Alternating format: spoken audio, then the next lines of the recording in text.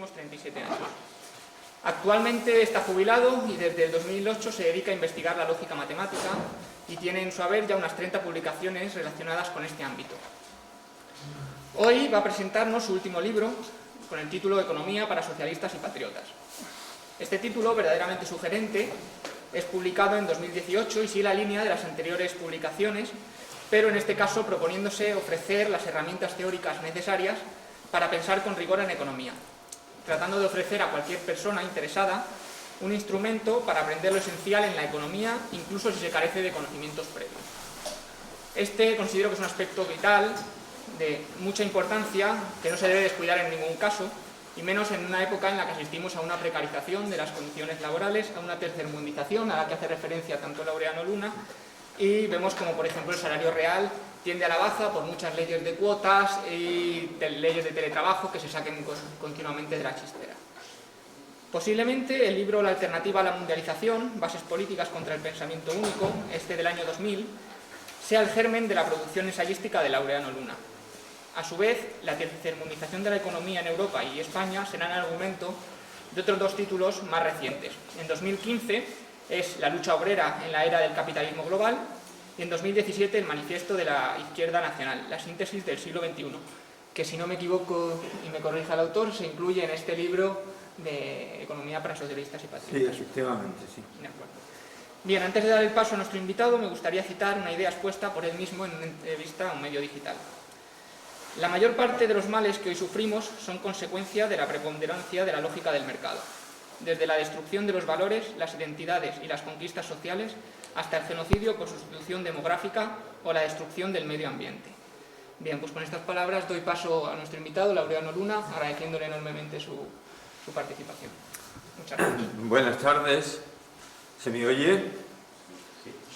Muchas gracias por esa tan amable presentación. Gracias a vosotros por vuestra presencia y gracias a los organizadores por darme la oportunidad de presentaros el libro cuya portada tenéis en pantalla, Economía para socialistas y patriotas.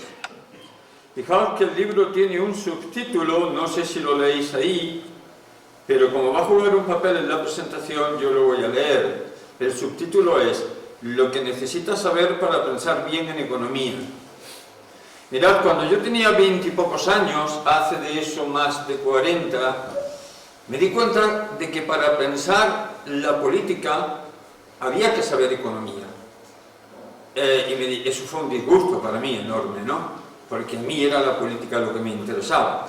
Pero bueno, me puse a estudiar economía. 40 años después pensé, bueno, llevo mucho tiempo estudiando economía y creo que le he cogido el truquillo. Quizá yo pudiera meter en un libro de manera ordenada, sintética y didáctica ese truquillo que le he cogido a la economía y ponerlo a disposición de los militantes patriotas para que puedan pensar bien la economía, para pensar bien la política. Y el resultado es el libro cuya portada tenéis en pantalla. Por eso el subtítulo es importante. De hecho, me vais a permitir que empiece la presentación del libro basándome en su título y su subtítulo. El título habla de un socialismo patriótico y por tanto apunta a un contenido ideológico, político, que es aproximadamente el 20% del contenido del libro. Pero el subtítulo habla de entender bien la economía y apunta a un contenido científico, técnico, que es aproximadamente el 80% del libro. Se relacionan ambos tipos de contenido de la siguiente manera. La ideología nos marca los fines. La ideología no nos dice cómo son las cosas ni cómo funcionan las cosas. Nos dice cómo deberían ser las cosas, cómo desearíamos que las cosas fueran, hacia dónde querríamos que las cosas se encaminaran, hacia qué fines. Pero es la ciencia la que nos explica cómo funcionan las cosas realmente y por tanto cómo debemos actuar sobre ellas para que se muevan en la dirección de esos fines que nos hemos propuesto desde criterios ideológicos y políticos. Entonces, la parte ideológica y la parte científica del libro se complementan, son indispensables una para otra. Me gustaría empezar hablando de la parte ideológica del libro, para ir entrando luego en la parte técnica, así que vamos a ver lo que el libro entiende por socialismo. Yo creo que hay dos ideas que son los pilares de todo modelo que legítimamente pueda llamarse socialista. Y esas ideas son estas. Primero, hay que poner la economía al servicio del bien común, no al servicio de los intereses de clases privilegiadas. Y segundo, especialmente hay que poner la economía al servicio de quienes se ganan la vida con su trabajo, sea este trabajo asalariado o no. No al servicio de quienes viven de su dinero. Es decir, hay que maximizar las rentas del trabajo y minimizar las rentas del capital. Para mí esas son las dos condiciones mínimas de todo modelo social o económico que pueda legítimamente llamarse socialista. En la práctica yo distingo dos clases de socialismos, con un criterio muy práctico: aquellos que funcionan y aquellos que no funcionan y fracasan. Y yo me he dado cuenta de que la diferencia consiste en que aquellos que fracasan eliminan y aquellos que funcionan fomentan la iniciativa privada. No se ha inventado nada que pueda sustituir a la iniciativa privada. Es hoy por hoy la gallina de los huevos de oro. Los socialismos que se basan en ella funcionan, los que no se hunden. Fijaos que lo he puesto con letras muy grandes porque es importante. Para mí sería una estafa proponer un modelo que luego fuese inviable, porque fuese ineficiente. A lo mejor saldría un libro muy bonito, pero sería una estafa. Yo creo que el modelo socialista que el libro propone es viable porque es eficiente. Y es eficiente porque fomenta la iniciativa privada más que la sociedad capitalista en la que vivimos. No puedo entrar en más detalles ahora, pero si queréis luego en el coloquio me pedís algún detalle más. El modelo socialista que el libro propone se basa en cuatro pilares estructurales. El primer pilar es una determinada política económica. Algunos diréis, bueno, eso de la política económica, ¿qué es? Lo voy a explicar después. Os adelanto que la política económica aproximadamente es el conjunto de medidas que un gobierno puede tomar para encaminar la economía en un sentido o encaminarla en otro. Vale, pues el libro propone una política económica encaminada esencialmente a dos fines: a el pleno empleo. Ya no se habla nunca de pleno empleo, os habéis dado cuenta, ¿no? Y B, la maximización de las rentas del trabajo, lo que implica la minimización de las rentas del capital. Estos dos fines están relacionados.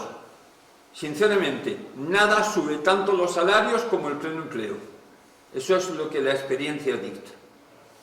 El segundo pilar es el control estatal de los sectores estratégicos, como por ejemplo la banca o la energía, quizás telecomunicaciones. El tercer pilar es una institución que llamo Servicio Estatal de Empleo Garantizado y que he tomado de la teoría monetaria moderna. No puedo entrar en detalles, solo voy a deciros que está pensada para sustituir con ventaja tanto al subsidio de desempleo como a la oficina de empleo.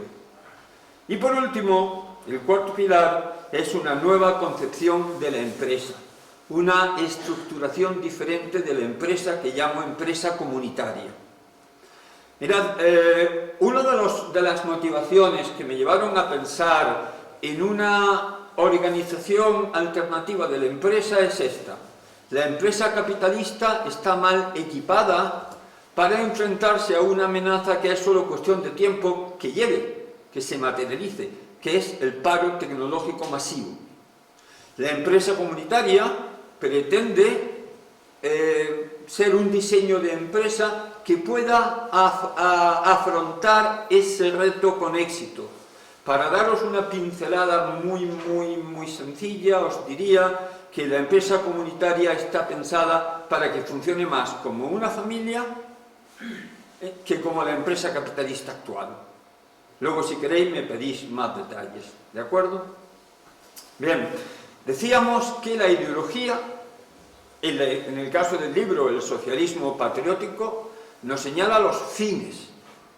Vamos a imaginar que nosotros estamos en el gobierno, tenemos el timón de la economía y vamos a preguntarnos qué panorama encontraríamos y en ese panorama cuáles serían nuestros fines inmediatos. Bien, pues el panorama sería algo como esto. Encontraríamos paro, encontraríamos precariedad laboral, sobre todo entre la gente joven, y encontraríamos pobreza, lo que llamo la triple P: paro, precariedad y pobreza.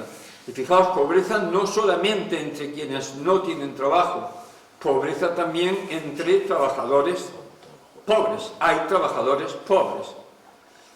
Una cosa que no existía en España hace 20 o 30 años. De hecho, lo curioso es que en España hoy hay más de la triple P que hace 20 o 30 o incluso 40 años. Y eso es curioso porque en las últimas décadas nuestra capacidad para producir, nuestra capacidad tecnológica ha aumentado, no se ha reducido. Entonces, es curioso que a una buena parte de nuestras clases trabajadoras, en vez de irles mejor, les vaya peor. En el libro, para explicar ese hecho, aludo a un hecho reciente o relativamente reciente de la historia, que es la globalización, que está también en el título de esta jornada, ¿verdad? Comunidad frente a globalización. De hecho, yo diría que el modelo socialista que el libro propone sería la encarnación en economía de ese lema: comunidad frente a globalización. Cuando hablo de globalización, me refiero en concreto, en el contexto de este libro, a la globalización económica, que es la libre circulación de mercancías, capitales y mano de obra. ¿Cómo produce la globalización paro, precariedad y pobreza, la triple P? Pues por dos caminos. Vamos a verlo porque esto de la globalización es importante, es el marco histórico en el que el libro se escribe y para el cual el libro se escribe. Mirad, lo primero que hace la globalización es que proporciona al capital acceso a una reserva inmensa de mano de obra barata que antes de la globalización no estaba a su alcance.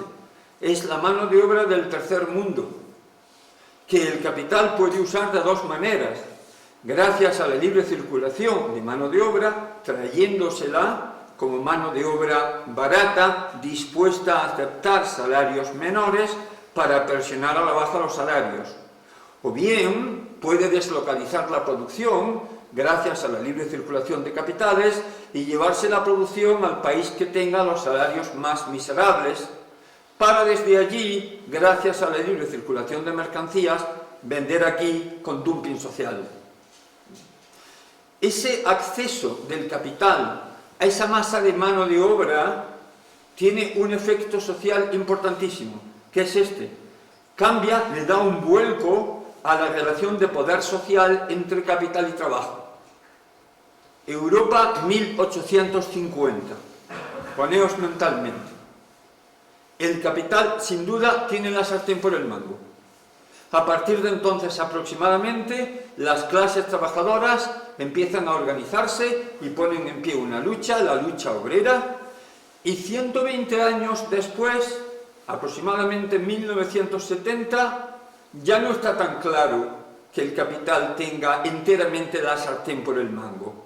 Las clases trabajadoras en Europa han conseguido ciertas cuotas de poder social que se han materializado en conquistas sociales y laborales insuficientes, sin duda, pero hasta ese momento histórico las mejores de la historia de la humanidad. Y unos años después, aproximadamente en 1980, los capitalistas se dan cuenta de que la globalización les da acceso a la mano de obra del tercer mundo y dicen: Aquí, en Europa, tenemos una mano de obra muy puñetera, gruñona, exigente, empeñada en conseguir y mejorar conquistas sociales. ¿Por qué no la puenteamos un poquito? ¿Por qué no la puenteamos trayendo mano de obra del tercer mundo o llevándonos la producción al tercer mundo y haciendo a esta mano de obra tan puñetera competir con la mano de obra del tercer mundo, que es mucho más numerosa y no tiene tradición de lucha obrera ni de conquistas sociales? Claro, eso le devuelve el mango de la sartén al capital. Y ahora, gracias a la globalización, el capital tiene de nuevo la sartén por el mango. Y eso es lo que hace posible, lo que permite que se hayan impuesto políticas neoliberales que son gravemente lesivas para los derechos de la mayoría de la población, de las clases trabajadoras. Políticas neoliberales que provocan paro, precariedad y miseria.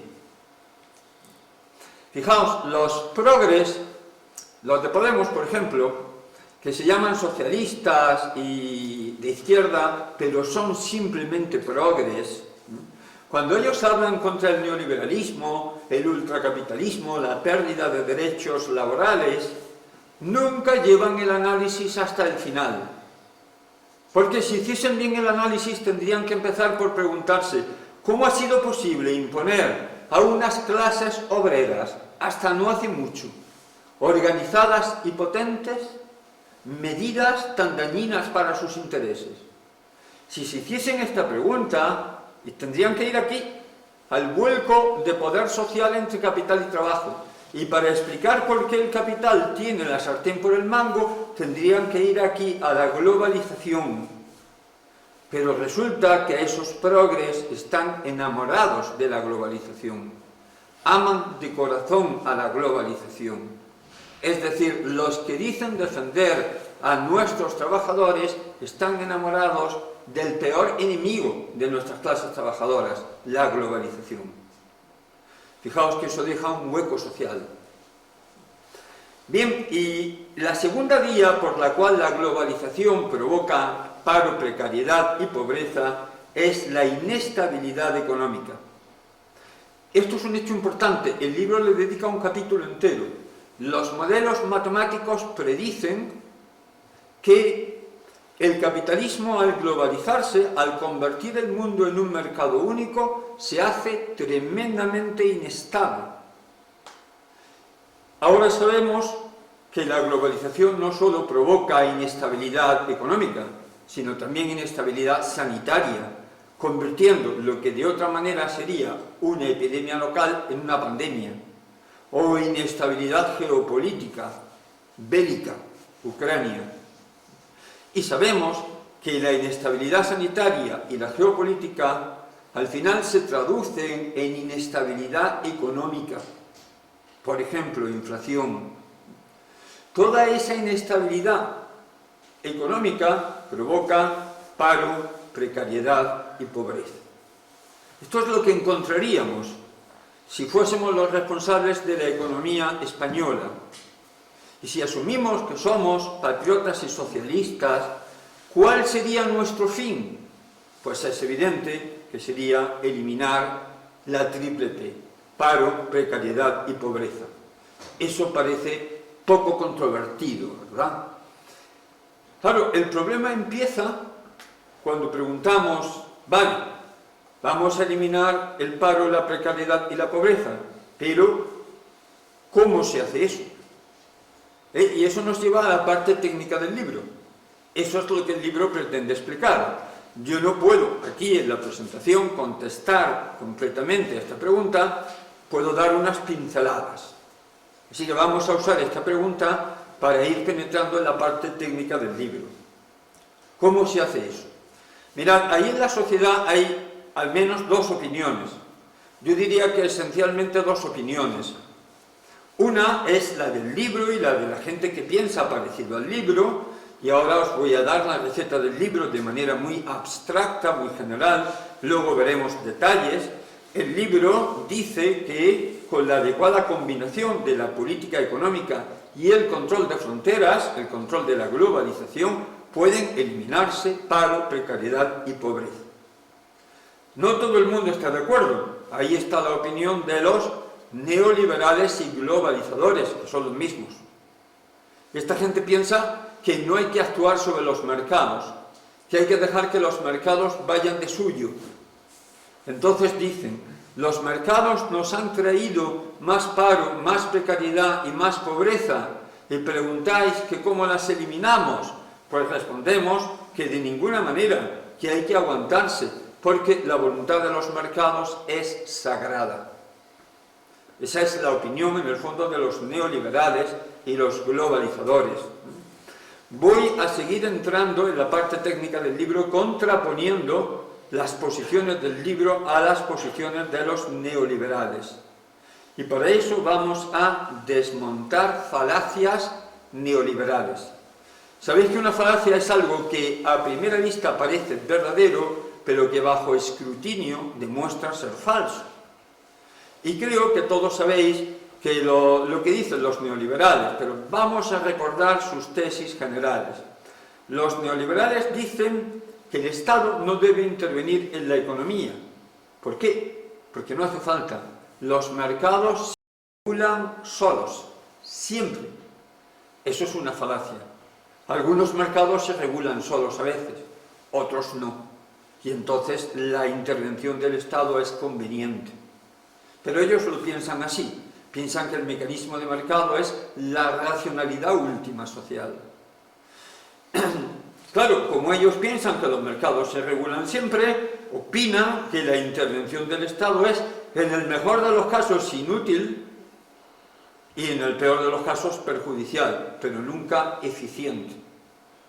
Y lógicamente, como no quieren que el Estado intervenga en la economía y las fronteras nacionales son parte de la estructura del Estado, no quieren que haya fronteras económicas.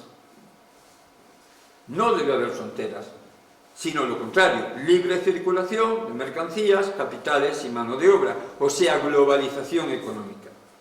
Y lo argumentan diciendo que eso debe ser así porque sin fronteras salimos ganando todos.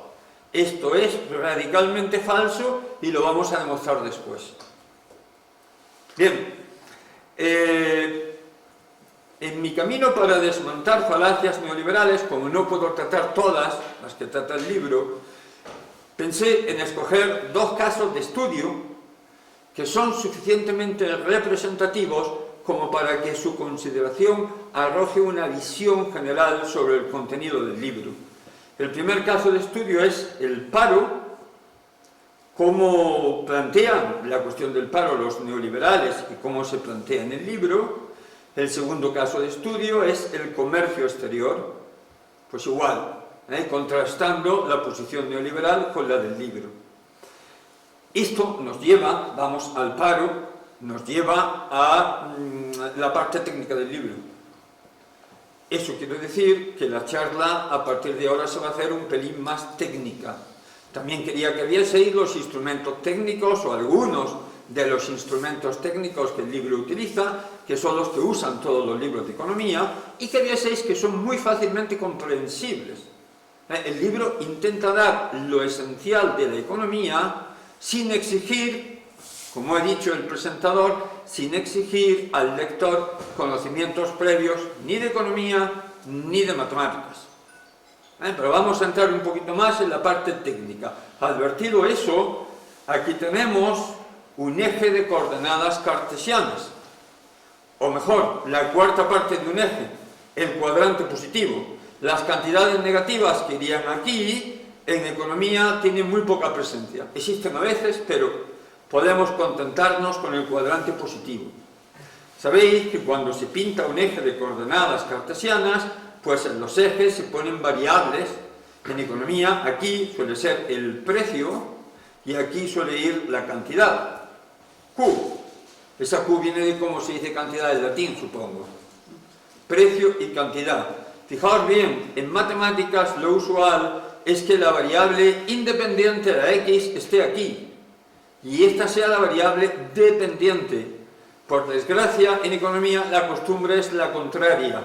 El precio va a ser la variable independiente y la cantidad la variable dependiente, es decir, la cantidad va a ser función del precio.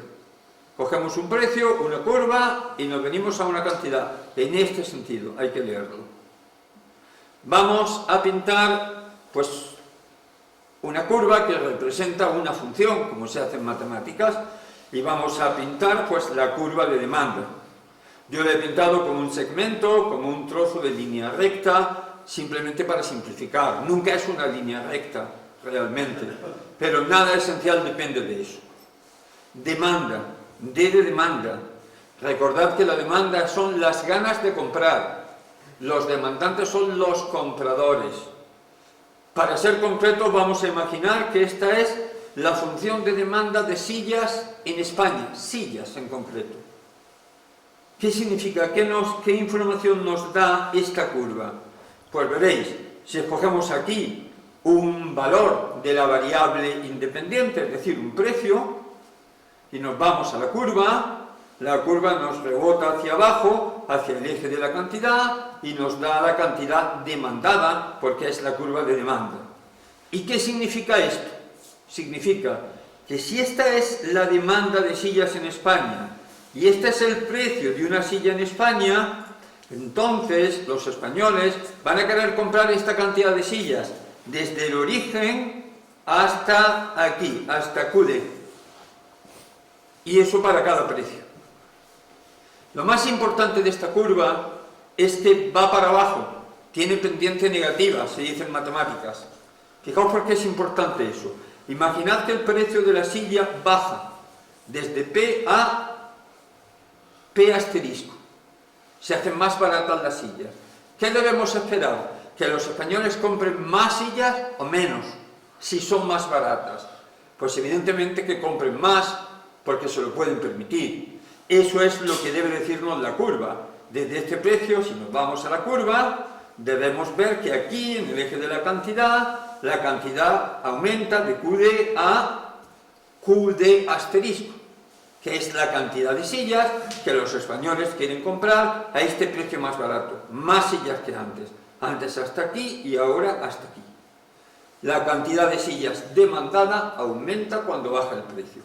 Así es como debemos esperar que funcione la demanda. Pero para que funcione así, esta curva tiene que ir hacia abajo. Y así, si baja el precio, aumenta la cantidad demandada, y si sube el precio, disminuye. Es lo intuitivo. Pero para que funcione así, hay que pintar la curva de demanda con pendiente negativa. Por eso es razonable pintar las curvas de demanda con pendiente negativa. Bien, los mismos ejes, las mismas variables, precio y cantidad, y ahora pues ya imagináis que tenemos que pintar la curva de oferta.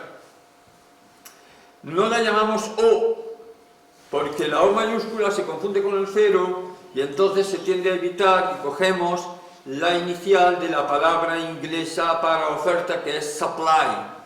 Así que esa es oferta, la línea roja es oferta. Oferta de sillas en España. Recordad que la oferta son las ganas de vender. A los ofertantes u oferentes son los que fabrican sillas y las ponen a la venta en el mercado. Bien, ¿y esta curva qué información nos da? Pues igual que la otra, si escogemos un valor de la variable independiente aquí, es decir, un precio, P, y nos vamos a la curva nos manda para abajo al eje de la cantidad y nos da la cantidad QS ofertada de sillas. ¿Y qué significa eso? Significa que si esta es la curva de oferta de sillas en España y este es el precio de una silla en España, entonces los fabricantes de sillas en España van a querer fabricar y poner a la venta esta cantidad de sillas, desde esta esquina hasta aquí. ¿Veis? Y así para cada precio. Lo característico y más importante de esta curva es que va hacia arriba, que tiene pendiente positiva.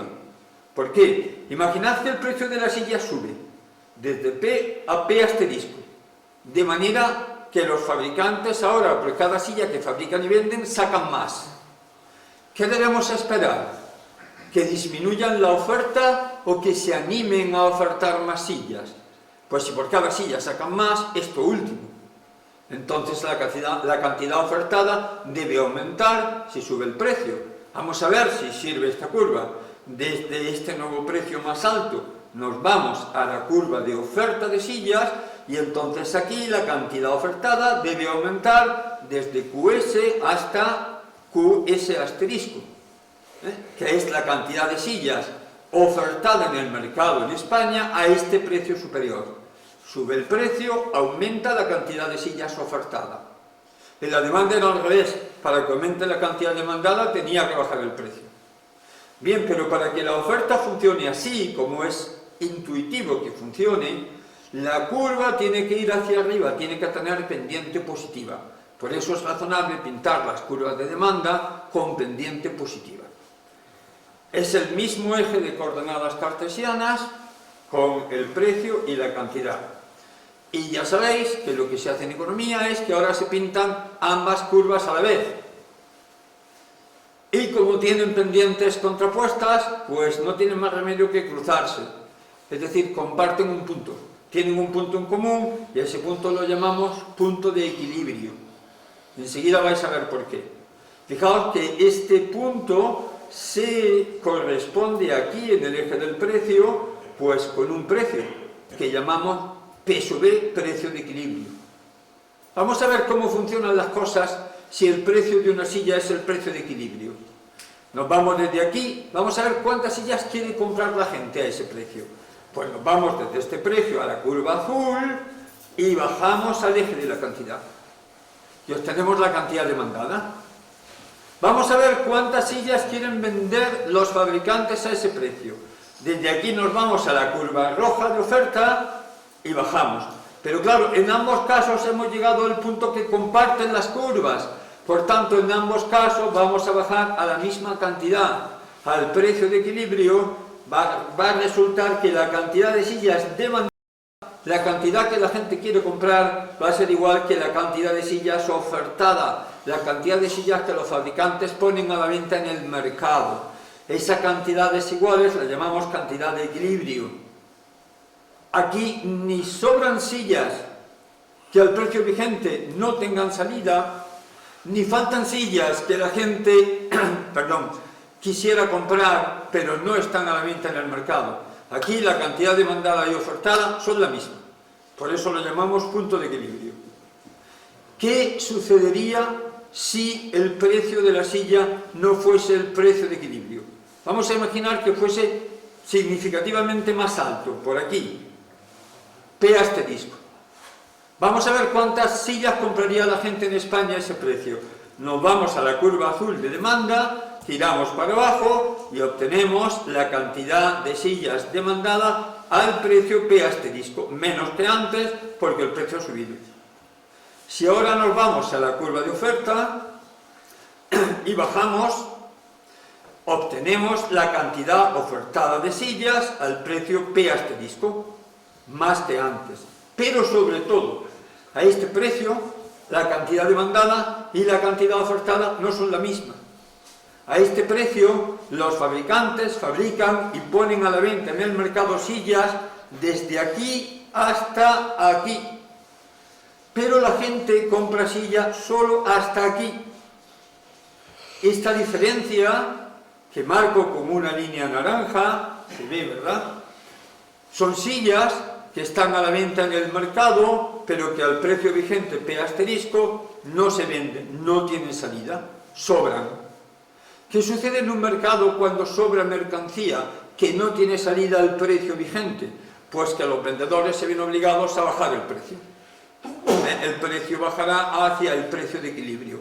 Este mecanismo seguirá funcionando hasta que el precio baje al precio de equilibrio. En el precio de equilibrio, como se cruzan las curvas, la cantidad demandada y ofertada es la misma.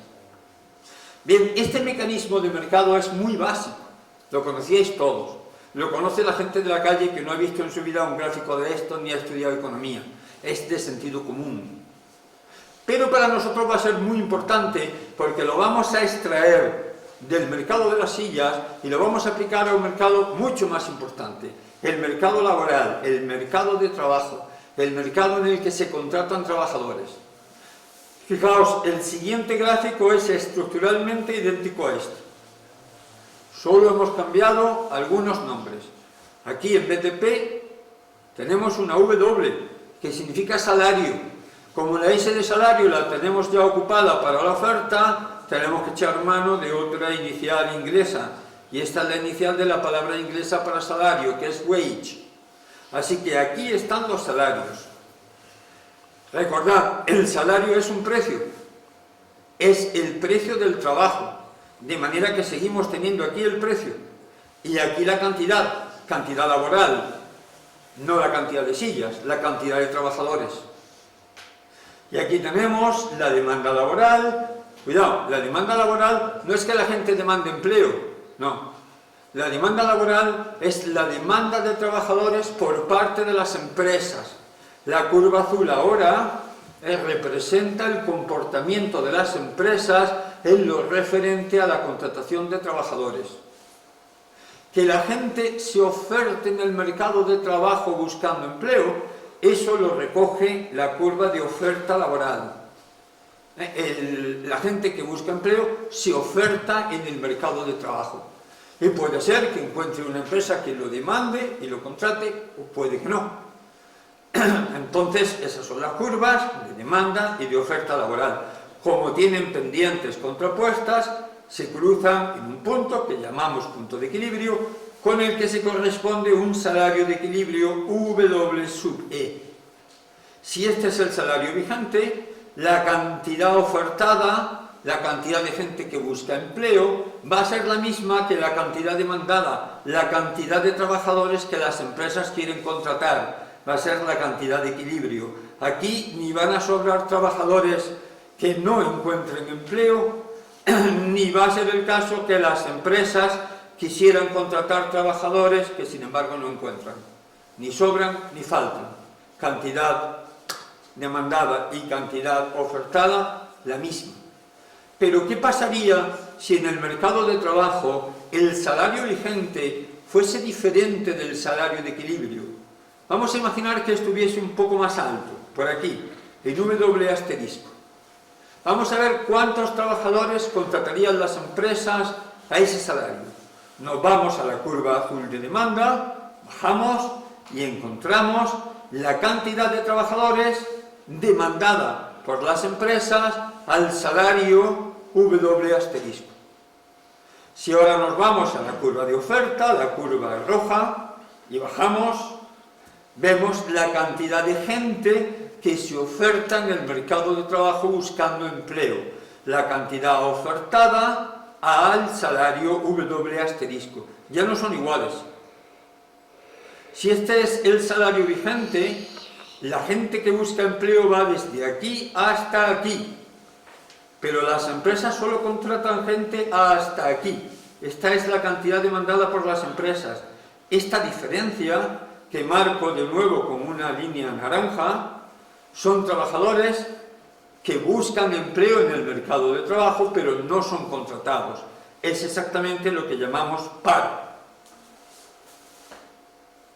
Ante este gráfico, los neoliberales nos dicen, si hay paro, es que el salario vigente está por encima del salario de equilibrio. Y eso es absolutamente cierto, porque esto no es ideología, son matemáticas, es pura geometría, lo tenéis ante los ojos. La única manera de que la cantidad ofertada sea mayor que la demandada es que el salario vigente esté por encima del salario de equilibrio, indiscutible. Ahora bien, el libro se separa de la opinión de los neoliberales cuando hacemos la siguiente pregunta. Vale, de acuerdo, tenemos paro. ¿Cómo lo eliminamos? Ahí es donde los caminos se bifurcan.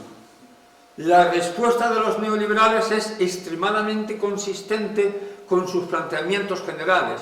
Ellos dicen que los mercados se regulan solos, ¿verdad? ¿Qué pasaba en el mercado de las sillas cuando sobraban sillas que al precio vigente no tenían salida? Que bajaba el precio de la silla. Pues, ¿qué debe pasar en el mercado laboral si hay trabajadores ofertados que las empresas no contratan? Pues que debe bajar el salario, que es el precio del trabajo, debe bajar al salario de equilibrio. Eso está claro, así se regulan los mercados. Los neoliberales lo tienen muy fácil, no hay que hacer nada. Claro, desde el punto de vista de un socialismo patriótico como el que se defiende en el libro, esto es un problema, porque efectivamente queremos eliminar el paro. Hemos puesto el pleno empleo como el primer objetivo de la política económica. Pero no queremos bajar los salarios, porque no queremos minimizar, sino maximizar las rentas del trabajo.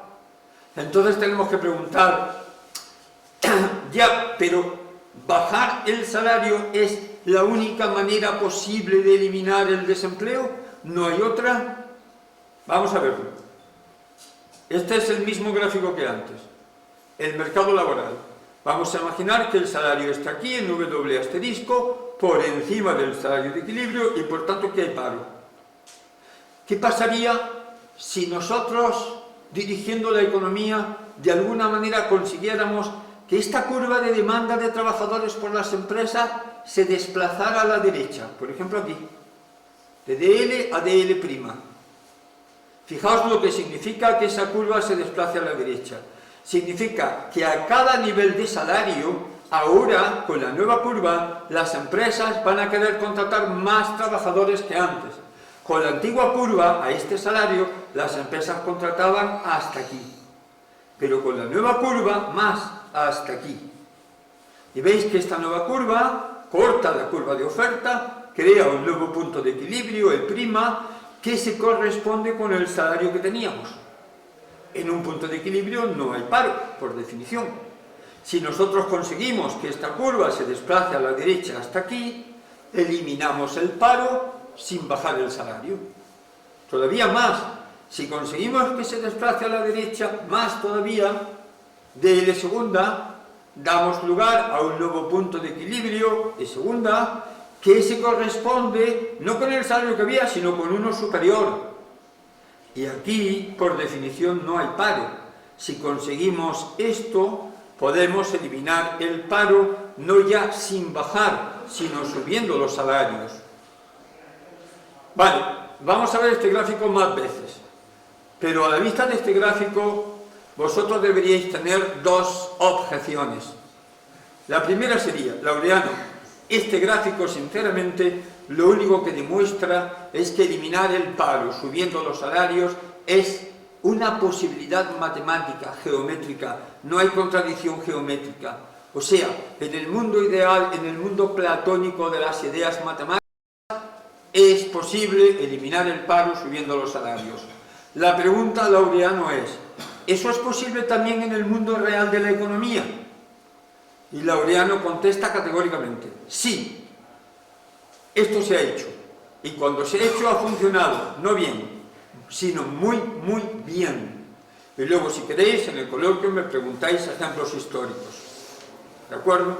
Y la segunda pregunta, la segunda objeción que deberíais tener en la cabeza sería, vale, Laureano, te vamos a conceder provisionalmente, al fin y al cabo no hemos leído el libro todavía, que esto es posible en la economía real. ¿Cómo se hace? Y yo ahora mismo, a estas alturas, contesto con la misma contestación general que di, mediante la adecuada combinación de política económica y control de fronteras, que luego vamos a ver más detalles sobre eso. Pero ya tenemos el contraste entre la posición neoliberal, la receta para eliminar el paro es bajar salarios, y la posición del libro, no. Se puede eliminar el paro, no ya sin bajar, sino incluso subiendo salarios.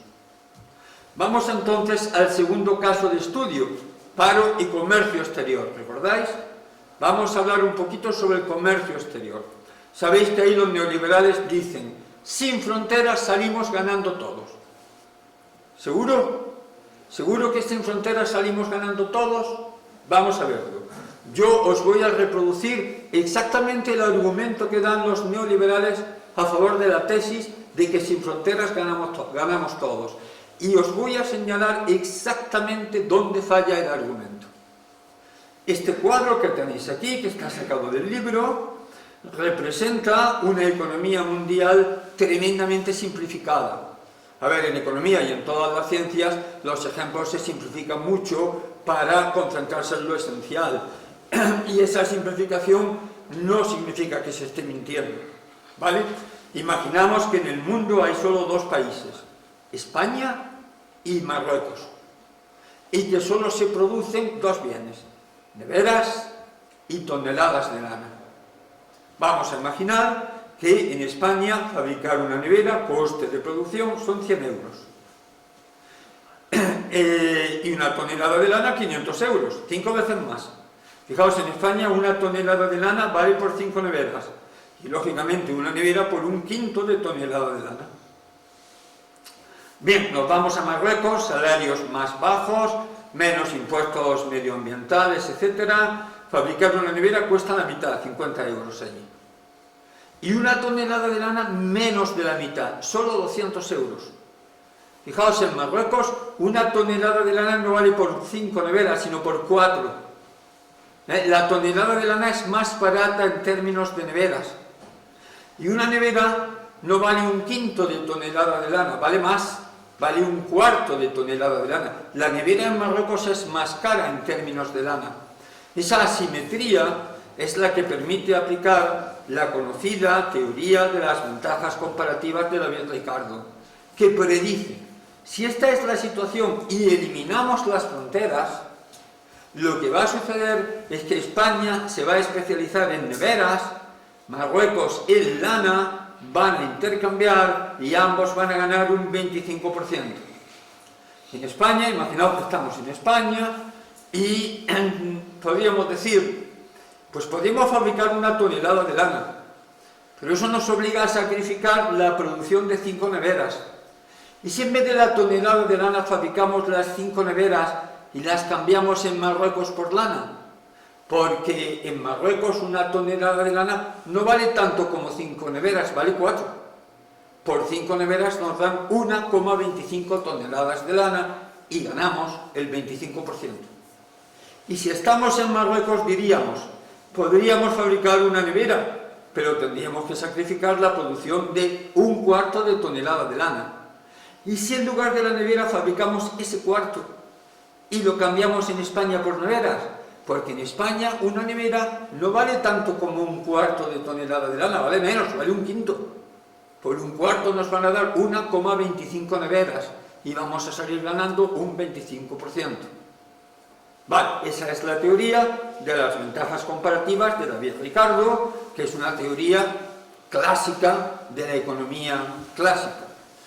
Bien, esto funcionaría efectivamente en una economía de trueque, sin dinero, en la que las neveras se valorasen en lana y la lana en neveras. Ahora bien, en una economía monetaria, en la que los costes de producción se valoran en moneda, esto es una pura y absoluta burla. Burla absoluta. Lo digan economistas, premios Nobel, catedráticos de universidad, presidentes del gobierno o lo que sea. Es una pura burla.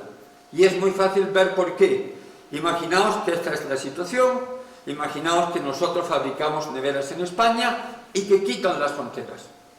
A nosotros nos va a importar muy poco esta relación entre neveras y lana o esta. ¿Sabéis cuál nos va a importar? Esta, la vertical. Nos va a importar que fabricar una nevera en España nos sale por 100 euros y en Marruecos solo por 50 y tenemos 50 euros más de margen por nevera. Así que nos vamos a llevar la producción de neveras a Marruecos. Pero es que con la lana todavía más. Porque la tonelada de lana en España nos cuesta fabricarla 500 euros y en Marruecos menos de la mitad, 200. Y nos vamos a llevar la producción de lana a Marruecos. Y vamos a destruir puestos de trabajo en España para quedarlos en Marruecos. Y además, luego vamos a tener que comprar todo eso en Marruecos, haciendo deficitaria nuestra balanza comercial, enviando a Marruecos un dinero que no va a volver. Evidentemente, esto no beneficia a todos. A España no la beneficia, por lo menos a los trabajadores españoles no los beneficia. Quizá a los capitalistas que se llevan la producción sí, pero a la mayoría de la población, a los trabajadores españoles, no les beneficia. Por tanto, es evidente que la eliminación de fronteras premia a los países que peor tratan a sus trabajadores y castiga a los países que mejor tratan a sus trabajadores. pone a competir a los trabajadores de los países en los que la lucha obrera ha conseguido más con los trabajadores de los países en los que ni siquiera ha existido la lucha obrera. Pero no salimos todos ganando. Esto es tan evidente que uno se pregunta, ¿cómo es posible que se siga discutiendo? Veréis, yo creo que se sigue discutiendo porque detrás de lo que aparentemente es un mero debate académico, científico, se esconde otra cosa muy diferente. Un conflicto social de intereses económicos que opone a dos partes de la sociedad. Una pequeña parte, pequeñísima parte que vive de su dinero y la mayoría de la población que vive de su trabajo. Mirad, esta gente sí que quiere que el paro se elimine bajando salarios. A ellos les queda así más margen. Esta gente sí que quiere que se eliminen fronteras para poder traerse masivamente mano de obra barata que presione a la baja los salarios, o para llevarse la producción al país que encuentren que peor trate a los trabajadores. Pero claro, la gente que vive de su trabajo no quiere que el paro se elimine bajando salarios. Van a pedir una alternativa. No les interesa que les quiten las fronteras para ver cómo sus puestos de trabajo huyen a otros países con salarios más bajos. Y no les interesa que les traigan mano de obra barata que presione a la baja sus salarios. Esta contraposición es evidente y yo la quiero hacer aquí, la quiero resaltar aquí, porque el libro tiene una lectura política. Es decir, el libro propone un modelo socialista y patriótico que podría perfectamente ser el eje de un movimiento político español socialista y patriótico. Si alguien hace esa lectura política del libro, debe recordar siempre que en la sociedad hay dos grupos, uno muy minoritario pero muy poderoso y otro muy mayoritario pero mucho menos poderoso y organizado. Y que la labor de un movimiento político, socialista y patriótico sería alinearse con los intereses de los que viven de su trabajo y defenderlos. Hemos dicho que íbamos a hablar un poco de política económica. Mirad, la política económica se divide en varios sectores. Yo voy a distinguir 4. Tenéis ahí primero la política fiscal. La política fiscal se ocupa de los ingresos y gastos del Estado. Por Estado debéis entender todas las administraciones públicas, desde los ayuntamientos hasta el gobierno central. ¿Cuáles son los ingresos del Estado? Esencialmente los impuestos, incluyendo en ellos las cotizaciones a la seguridad social. ¿Y cuáles son los gastos del Estado? Pues desde las fiestas patronales a mantener hospitales, escuelas, la vía de carreteras, el ejército, las pensiones, los subsidios de desempleo y los chiringuitos. He citado lo útil y ahora el gasto inútil, los chiringuitos. Ese es el gasto del Estado. La política fiscal debería hacerla en principio el gobierno de la nación. Pero si es un gobierno de la nación dentro de la Unión Europea, no funciona así exactamente, porque Bruselas pone límites estrechos en política fiscal, de manera que en buena medida los españoles hemos perdido la soberanía sobre nuestra política fiscal. Tenemos ahora la política monetaria. Esta la desempeñan los bancos centrales, es decir, los bancos que emiten moneda. Cuando teníamos la peseta en España era el Banco de España.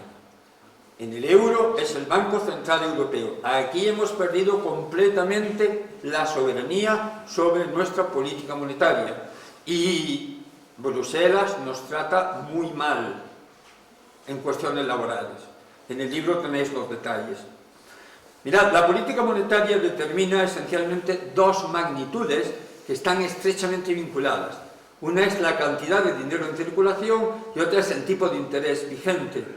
Están vinculadas porque el tipo de interés es simplemente el precio del dinero, igual que el salario es el precio del trabajo. Así, por ejemplo, si yo hago la cantidad de dinero en circulación escasa, los bienes escasos suben de precio, me va a subir el tipo de interés. y viceversa. Luego tenemos la política de comercio exterior, ya hemos dado una pincelada sobre eso, y la política laboral, empleo, desempleo, reformas laborales, de esto hemos dado también una pincelada. Vamos a decir un poquito de política fiscal y un poquito de política monetaria para terminar. Y para eso vamos a seguir desmontando falacias neoliberales. En política fiscal, la falacia neoliberal, que a vosotros os va a parecer una verdad absoluta, es esta. El déficit fiscal siempre es malo.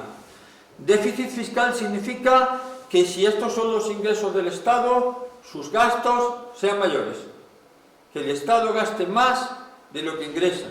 Este sería el déficit. Y me dirías, Laureano, vamos a ver, si un individuo, una familia, una empresa gasta más de lo que ingresa, entra en dificultades. ¿Cómo no va a ser eso siempre malo? Fijaos, el libro no dice que siempre sea bueno, niega que siempre sea malo. A veces el déficit fiscal es malo y a veces es bueno. ¿Por qué podría ser bueno? Pues mirad, porque es una de las herramientas que pueden usarse para impulsar la economía hacia aquella meta que teníamos, el pleno empleo. ¿Cómo? Imaginad que yo soy el responsable de la economía en España y que tengo parados. Imaginad que tengo las cuentas públicas en equilibrio, ingresos y gastos. Y digo, no voy a poner más impuestos, no voy a subir los ingresos, pero sí voy a aumentar los gastos, voy a crear déficit. Voy a aumentar los gastos para construir infraestructura, carreteras, autovías, puentes, puertos, vías de tren, lo que haga falta. Para eso tengo que sacar gente del paro y ponerla a trabajar construyendo infraestructuras. Y me diréis, claro, Laureano, pero entonces estás creando empleo solo en el sector público, no en el sector privado, que es el verdaderamente productivo. Dos errores en esa objeción. Primer error, no, el sector privado no es el único verdaderamente productivo. Quien trabaja para el Estado haciendo carreteras, o sanando enfermos, o enseñando a niños, es muy productivo. Otra cosa son los chiringuitos. ¿Vale? Y segundo error, que creo empleo solo en el sector público. No, es que la historia no ha terminado. Es que yo a esa gente que he sacado del paro y he puesto a construir infraestructura, tengo que pagarles un salario que antes no percibían. Y luego se van a su casa y se gastan ese salario en comprar más comida, más ropa, más electrodomésticos, más coches, más casas. Y el sector privado tiene que producir más de todo eso para satisfacer esa demanda adicional. Y para producir más de todo eso, el sector privado tiene que contratar más trabajadores. Y estamos creando empleo en el sector privado. De hecho, esto, que se llama política fiscal expansiva, es una de las muchas maneras en las que podemos conseguir lo que buscábamos. Que la curva azul se nos vaya a la derecha, por ejemplo hasta ahí, para poder eliminar el paro sin bajar el salario o incluso subiéndolo. Si el sector privado tiene que producir más comida, más ropa, más casas, más coches, más neveras, va a querer contratar más trabajadores. A cada nivel de salario, las empresas van a querer contratar más trabajadores. Y eso nos va a permitir eliminar el paro sin bajar el salario. Pero es que además, el déficit público, que fijaos, no digo yo que siempre, repito, no digo yo que siempre sea bueno, eso no lo dice el libro. El libro niega que siempre sea malo. El déficit público tiene una virtud de la que nunca se habla. Y es que al llegar al pleno empleo tiende a corregirse solo. ¿Por qué? Porque en el pleno empleo hay más trabajadores trabajando, ganando un salario, pagando impuestos, cotizando a la seguridad social. Las empresas tienen mayor volumen de negocio, pagan más impuestos y cotizan por más trabajadores. Es decir, los ingresos del Estado me van a subir. Y a la vez me van a bajar los gastos del Estado. ¿Por qué? Porque no tengo que pagar subsidios de desempleo, rentas de inserción o mínimos vitales. Si a vosotros vais por la calle y una persona con un micrófono en la mano, así de sopetón, os asalta, os pone el micrófono en la boca y os dice, mira, estos son los ingresos del Estado y estos son los gastos del Estado, son más que los ingresos, hay déficit. ¿Qué debe hacer el Estado para eliminar el déficit? ¿Aumentar los gastos o bajarlos? Vais a contestar inmediatamente, bajarlos es evidente. Pues no. La economía es tremendamente antiintuitiva, por eso hay que estudiarla cuidadosamente para poder pensarla bien. Si bajáis los gastos del Estado, puede perfectamente pasar que empujéis la economía a una recesión, que quiebren empresas, que despidan trabajadores, que dejéis de cobrar impuestos y cotizaciones y tengáis que pagar más subsidios, y además de haber creado más paro, al final tengáis más déficit que antes. En el momento adecuado y hecho de la manera adecuada, un aumento transitorio provisional del déficit puede ser útil para corregir el déficit, porque ayuda junto con otras medidas a llevar la economía al pleno empleo, y en el pleno empleo es fácil corregir el déficit. Cuando os dicen, para pagar las pensiones y otros gastos del Estado hay que traer inmigrantes, contestad, no. Hay que darle trabajo a esos 3,3 millones de españoles que no lo tienen, más los que no están en el mercado de trabajo porque se han desanimado, más los que se han ido al extranjero, más los que tienen un trabajo a tiempo parcial y quisieran tener un trabajo a tiempo total. Si tuviésemos 4 millones de gente trabajando y cotizando más, tendríamos para pagar todo y quitarnos deuda. Cuando os dicen que para pagar las pensiones hay que traer inmigrantes y no os hablan de llegar al pleno empleo, es porque lo que quieren es que la bolsa de desempleo no baje. Tener siempre eso que Marx llamaba un ejército industrial de reserva que mantiene los salarios bajos. Pero lo que realmente necesitamos es llegar al pleno empleo. Y vamos a la política monetaria. En política monetaria, la falacia neoliberal por excelencia es esta. Hay que mantener la cantidad de dinero en circulación escasita y por tanto el tipo de interés alto. Ya os imagináis a quién beneficia esto. A los que viven de su dinero y a los bancos. Y esto se argumenta diciendo, esto debe ser así porque si creamos dinero de la nada, le damos a la maquinita de hacer billetes, lo único que vamos a conseguir es aumentar la inflación. Bien. Eso es así a veces, la mayor parte del tiempo no es así, es falso, por muy intuitivo que parezca y por muchas veces que lo hayáis oído en la tele.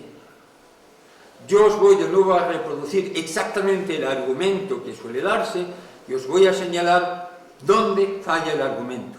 Y ese argumento es una historia como esta. Imaginemos un mercado muy simplificado en el que solo circulan dos bienes, dos sillas idénticas. Y dos unidades monetarias, dos monedas de euro, esto. Bueno, aquí cada silla toca 1 euro, el precio de la silla será 1 euro. Aumentemos ahora la cantidad de dinero en circulación, dupliquémosla. Tenemos 4 euros, pero seguimos teniendo dos sillas. La riqueza real, la producción, el empleo no han aumentado. Lo único que hemos hecho es que ahora cada silla toca a 2 euros en vez de 1. Hemos duplicado el precio de las sillas. Y punto. ¿Por qué falla esto? Porque parte de la falsa premisa de que al modificar la cantidad de dinero en circulación no modificamos la cantidad de sillas. Razona como si la cantidad de sillas fuera una constante. Pero no es así. Porque esto razona como si no existiesen fábricas de sillas. Cuando hay más dinero en circulación y la gente tiene más poder de demanda y quiere comprar más sillas, puedo fabricar más sillas. Y, lo más importante, para fabricar más sillas necesitan contratar más trabajadores. Esto, que se llama política monetaria expansiva, es otra de las maneras que podemos utilizar para lo que queríamos. Hacer que la curva azul se vaya a la derecha y más a la derecha para poder eliminar el desempleo, incluso subiendo los salarios. Bien, para recapitular, yo diría que las 3 grandes ideas del libro son una, que los patriotas tenemos que entender bien el funcionamiento de la economía, porque si queremos pensar bien la política, tenemos que pensar bien la economía, y eso no puede hacerse sin la infraestructura técnica necesaria, que es la que el libro pretende ofrecer. 2, que existe un modelo socialista y patriótico viable, porque es eficiente. Y es eficiente, como he dicho, porque fomenta la iniciativa privada más que la sociedad capitalista. Y finalmente, la lectura política del libro, de la que he mencionado antes, ese modelo socialista y patriótico podría ser el nervio de un proyecto político, socialista, patriótico español, que se alinease con los intereses de los trabajadores frente al su peor enemigo, el capitalismo global, la globalización. Muchas gracias.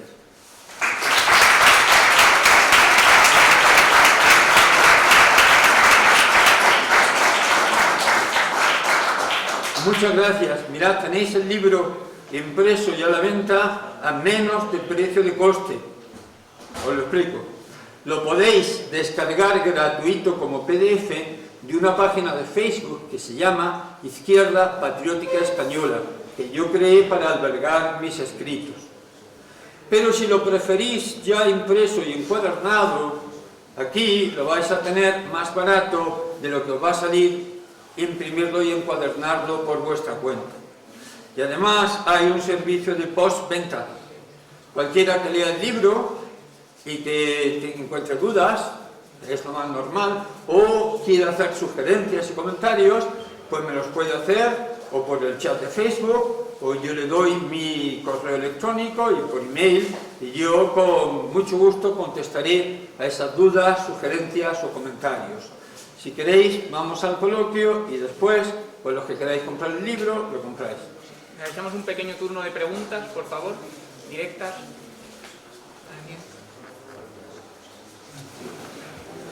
Hola, Ricardo. En primer lugar, gracias por la conferencia de Laureano, que ha estado muy amena y muy instructiva. Yo le pregunto más el keynesianismo, John Keynes, que se puede ser un alternativo al sistema actual de valores económicos, la John Maynard Keynes. Si el keynesianismo podría ser una alternativa. Sí. Bueno, podría ser parte de una alternativa. Vamos a ver, Keynes es importantísimo en economía.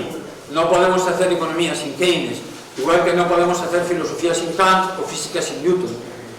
Entonces, el keynesianismo puede ser efectivamente una parte.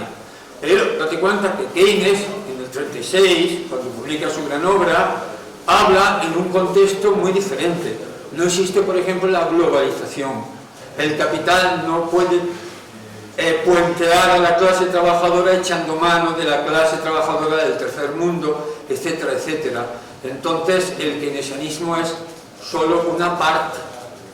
Por ejemplo, Keynes, como no prevé el paro tecnológico masivo, no habla de la necesidad de darle a la empresa una estructura diferente de la que tiene la empresa capitalista, lo que he llamado empresa comunitaria, ¿no? Entonces, bueno, en política económica, las cosas que yo he dicho incorporan a Keynes.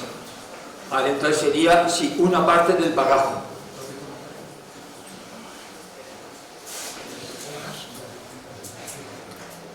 En mi caso, me ha encantado la ponencia. Gracias. Me gustaría que en la Facultad de Economía, en la que estudié, hubiese tenido algún apunte similar a estos, porque la verdad es que simplemente se cierran el sistema neoliberal y no salen de ahí. Más allá, has comentado qué casos históricos ha habido de la aplicación de estas políticas para alcanzar el pleno empleo, si lo puedes comentar rápidamente. Sí, voy a comentar dos casos. Uno de ellos es Alemania entre el 33 y el 39. Os digo de antemano que yo no soy nacionalsocialista ni me gusta el nacionalsocialismo, porque soy demócrata y repudio todos los sistemas totalitarios. Pero reconozco que cada uno de los sistemas totalitarios que ha habido pueden tener aspectos aprovechables. Entonces, la política laboral en Alemania entre el 33 y el 39 fue ejemplar. ¿Por qué? Porque pasan de una economía con grave desempleo, más de 6 millones de desempleados, pasan en 6 años a una economía con sobreempleo, con más de pleno empleo. Pero además lo hacen sin bajar los salarios.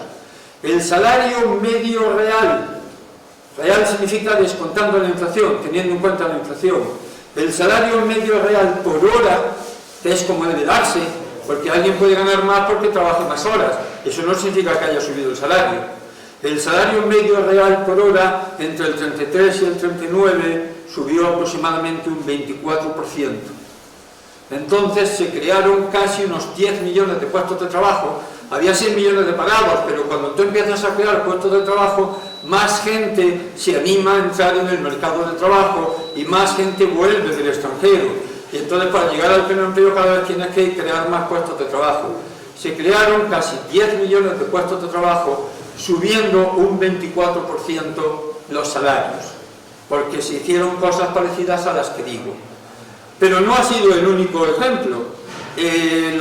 Los que llamamos los 30 gloriosos de la historia de Europa, los 30 años que van aproximadamente desde el 45, el fin de la Segunda Guerra Mundial, hasta el 75, la primera crisis del petróleo, se hicieron cosas parecidas y la verdad es que las clases trabajadoras llegaron a tener conquistas sociales y laborales que no se habían tenido nunca antes, que no digo que sean suficientes, pero que hasta entonces eran las mejores de la historia.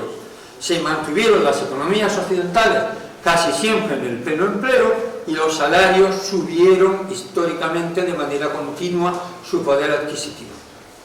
La cosa cambió con la crisis del petróleo, que es un shock de oferta negativo, y después el neoliberalismo.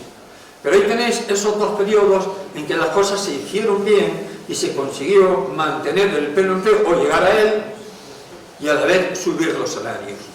Eso demuestra que eso es importante, eso es posible. Por ejemplo, ya que me pides ejemplos históricos, me voy a permitir poner otro de un asunto relacionado. ¿Recordáis la historieta de las 2 sillas y las 2 monedas de euro? Que pretende decir que cuando se crea más dinero, no siempre el efecto único es la inflación.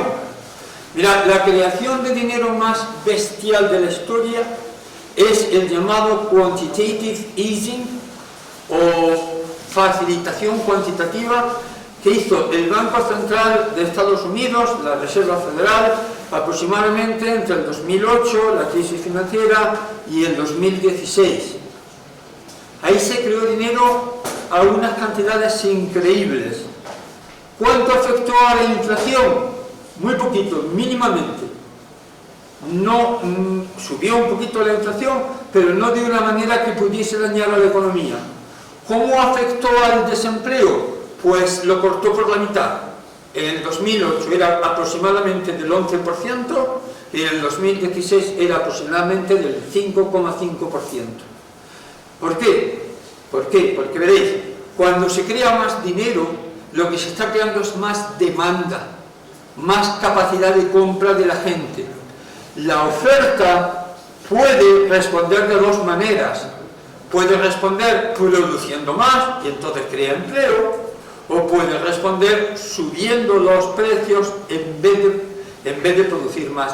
Pero cuando hay desempleo, como había en Estados Unidos en el 2008, es muy fácil producir más porque hay muchos recursos desempleados. Entonces la oferta suele responder creando más producción que subida de precios. Lo que no se puede hacer eso es después del pleno empleo. Estas políticas expansivas de las que he hablado, que desplazan la curva azul a la derecha, son muy útiles para llegar al pleno empleo. Después del pleno empleo hay que tener mucho cuidado. Si cuando una nación está en el pleno empleo seguimos estimulando la demanda, la oferta le cuesta mucho responder produciendo más, porque todo está empleado y es muy difícil producir más. Hay que hacer horas extras, las máquinas se recalientan y entonces el impacto va a ser más en los precios que en la producción. Entonces sería verdad la historia de las 2 sillas. Pero cuando hay paro, como muestra el quantitative easing en Estados Unidos, 2008-2016, la creación de dinero puede crear empleo sin afectar demasiado a la inflación. Vosotros fijaos una cosa, el paro es malo siempre. El paro es que la sociedad le está diciendo a una persona: no hay nada que tú sepas hacer por lo que estemos dispuestos a pagarte para que vivas. Eso no puede pasar en una sociedad patriótica y socialista. La inflación es mala a veces. La inflación es mala sobre todo cuando es desbocada, cuando no se puede calcular, cuando crea incertidumbre, porque los agentes económicos ante la incertidumbre no pueden hacer cálculos y se inhiben, y entonces la economía sufre. Pero pasar, por ejemplo, de una inflación de -1, que quizá tuvieran los Estados Unidos en el 2008 por la crisis financiera, a una inflación del +1 en el 2016, no pasa nada, la economía no se resiente, y mientras tanto ha bajado el paro a la mitad. Venga, seguro que hay más preguntas por ahí. Creo que ya no voy a ver, vale. no nos va a dar tiempo a más. Así Vale. que te agradezco mucho en nombre de OCA y CIDE tu participación. Hacemos un pequeño receso y continuamos con la siguiente ponencia. El que quiera que compre el libro. Eso es. Si lo quiere. Muchas gracias.